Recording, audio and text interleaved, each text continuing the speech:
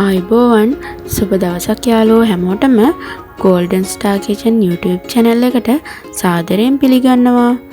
අද මම ඔයාලට කියලා දෙනවා ලේසියෙන්ම edible paint නැතුව පින්තූරයක් ඕනම වර්ගයේ පින්තූරයක් butterizing වලින් කොහොමද කරගන්නේ කියලා. ඔයාලට පුදුමත් ඇති නේද?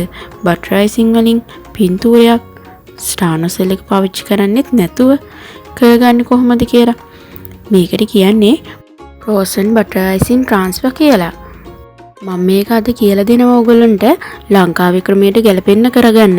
මොකද ලංකාවේ රස්නිය වැඩි නිසා ඒ වගේම තවත් රටවල් තියෙන රස්නිය වැඩි. අපිට ඒ රටවල් වල ඉන්නකොට ගොඩක් සීත පළාත්වල වගේ නෙමෙයි අපිට ටිකක් ප්‍රශ්න එනවා කේක් හදද්දී butterizing එක දිය වෙනවා. butterizing එකකින් ගොඩක් පිටරට වීඩියෝස් වල තියෙනවා වගේ අපිට කරගන්න බැරි වෙනවනේ. ඒකට විසඳුමක් එක තමයි මම කේක් එක කියලා දෙන්න හිතුවේ. අපි බලමුකෝ කොහොමද කරගන්නේ කියලා. මේක ගොඩාක් අඩු වියදමකින් කරගන්න පුළුවන් කේක් එකක්. මොකද edible print වලට සාමාන්‍යයෙන් ගොඩක් වියදමක් යනවනේ. මම දැන් ඔයාලට මේ වීඩියෝ එක කරනකොට කේක් එකක් හදලා ඒ වගේම butterizing වලින් ඒක කවර් කරගෙනක් තියෙනවා. ඔයාලට මේ ටික කරගන්න මම කියලා දීලා තියෙනවා මගේ ඉස්සෙල්ලා lessons වල. මම උඩින් link එක දාන්නම්. ඒ lessons බලලා බලපු නැති කෙනෙක් ඉන්නවනම් මේ ටික හදාගන්න පුළුවන්. ඒ වගේම ඒ lesson එකේ butterizing එක වරදින්න නැතුව හදාගන්න recipe එකක් තියෙනවා. සාමාන්‍යයෙන් butterizing එක හදනකොට butter gram 100කට icing gram 300ක් වගේ තමයි පාවිච්චි කරන්නේ. නමුත් butter වල ප්‍රශ්න තියෙනවා නම් ඒ වගේම එක එක වර්ගයේ butter පාවිච්චි කරන අය ඉන්නවා නම් ඒවත් එක්ක ඒ වගේම icing එක පාවිච්චි කරන icing වර්ගය අනුව මේ ප්‍රමාණවල වෙනස් වෙන්න පුළුවන්. අතේ හුරුවට පාවිච්චි කරාම ගොඩාක් දුරට ඕගොල්ලන්ට හැමදාම එකම වගේ හදාගන්න පුළුවන්. රෙසිපි එකටම හැමදාම හුරු වෙන්න එපා. බලමු මේ පින්තූරේ කොහොමද හදාගන්නේ කියලා. මම අද ගත්තේ මෙන්න මේ පින්තූරේ. මේක ඕගොල්ලන්ට කලර් print out එකක් ගන්නත් පුළුවන්. එහෙම නැත්නම් black and white ගන්න පුළුවන්. Tamanට අවශ්‍ය පාටවල් දානවා නම්. අපි දැන් මුලින්ම butterizing එකට colors දාලා අවශ්‍ය විදියට පොඩ අනා ගන්නයි තියෙන්නේ.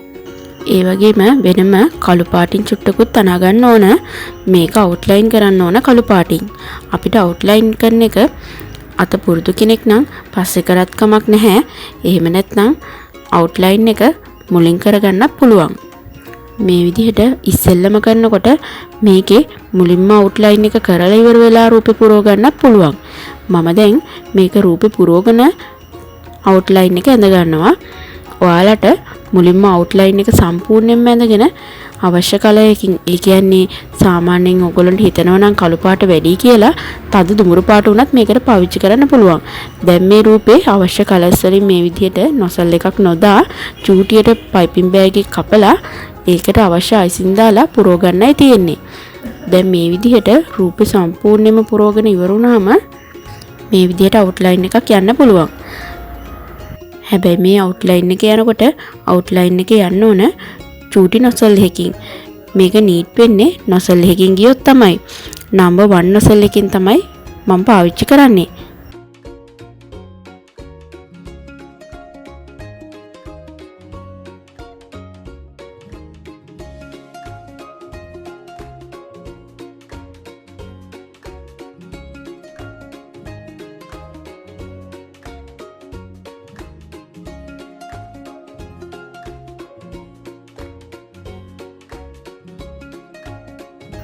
තියෙන්නේ මේක රූපේ සම්පූර්ණයෙන්ම කවර් කරගන්න ඕන බටර් කලර් එකකින්.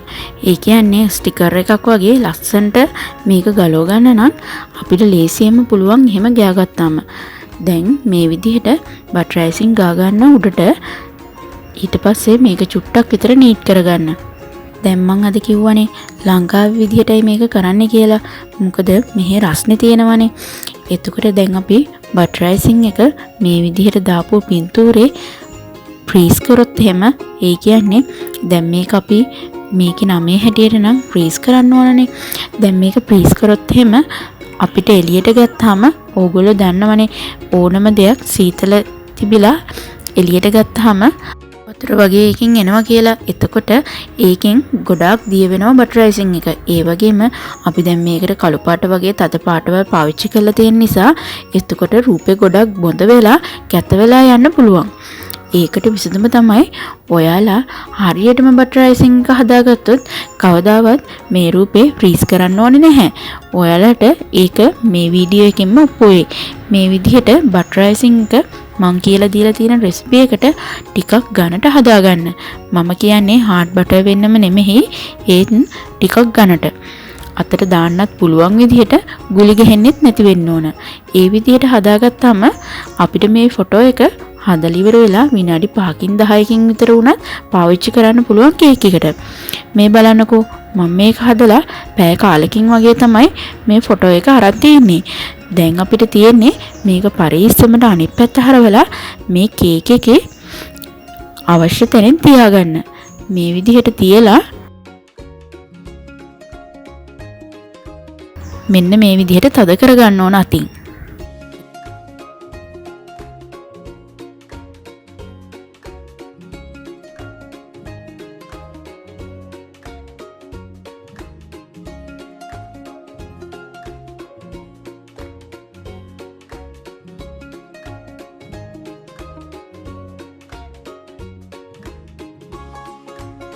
හරි මේ බලන්නකෝ කොච්චර ඉක්මනට මේක ගැලවිලා එනවද කියලා. ඔයාලා ඔයිල් පේපර් එක පාවිච්චි කරනකොට මතක ඇතුව හොඳ ඔයිල් පේපර් එකක් පාවිච්චි කරන්න. මේක ගොඩාක් ඉක්මනට කරගන්න පුළුවන්. මේක ෆ්‍රීස් කරන්න ඕනෙම නැහැ. මේ විදිහට මේක හිමින් අයින් කරගත්තම මේ බලන්න කොච්චර ලස්සන පින්තූරයක්ද කියලා. ඔයාලට මේක ෆ්‍රීස් කරන්නේ නැතුව ඒ වගේම කාලෙත් අඩුවෙන් යවාගෙන ඔයාලට මේ වගේ ලස්සන පින්තූරයක් කරගන්න පුළුවන්. මේක ඔයාලා ඕඩර් එකකට දෙන්න කලින් තනියම ගෙදර Tamanට අවශ්‍ය පින්තූරයක් කරලා ටෙස්ට් කරලා බලනවා නම් තමයි හොඳ. හැමදේම කරලා බැලුවොත් තමයි අතේ හුරු වෙන්නේ. ඒක නිසා මගේ කේක් පාඨමාලා බලලා ඉගෙන ගන්න අය ගොඩාක් ඉන්නවනේ. ඒ හැමෝම මම කියන්නේ කේක් පාඨමාලා විවර වුණාට පස්සේ ඔයාලත් මේ කියලා දෙන දේවල් පොඩ ලස්සනට කරලා බලන්න. එතකොට ඔයාලට නිකම්ම අතේ හුරු වෙනවා.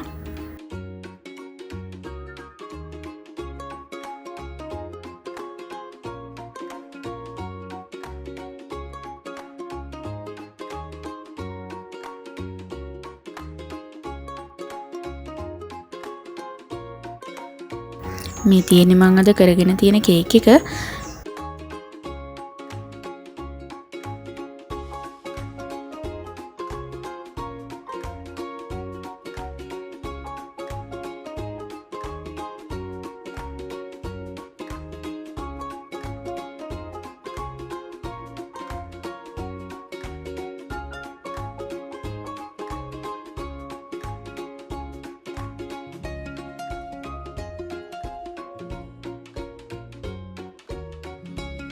ආයෙත් මම ඔයාලට මේ වගේ වටින පාඩමක් අරගෙන ඉක්මනටම එන්නම්. ඒ වගේම මම අලුතින් වීඩියෝ එකක් දැම්ම ගමන් ඔයාලට බලා ගන්න. ඔයාලා තාම මාව subscribe කරලා නැත්නම් subscribe button එක click කරලා ඒකේ හැපැත්තේ තියෙන bell button එකත් click කරන්න. ආයෙත් ඔයාලට ලස්සන වීඩියෝ එකක් අරගෙන එන්නම්. සුබ දවසක්.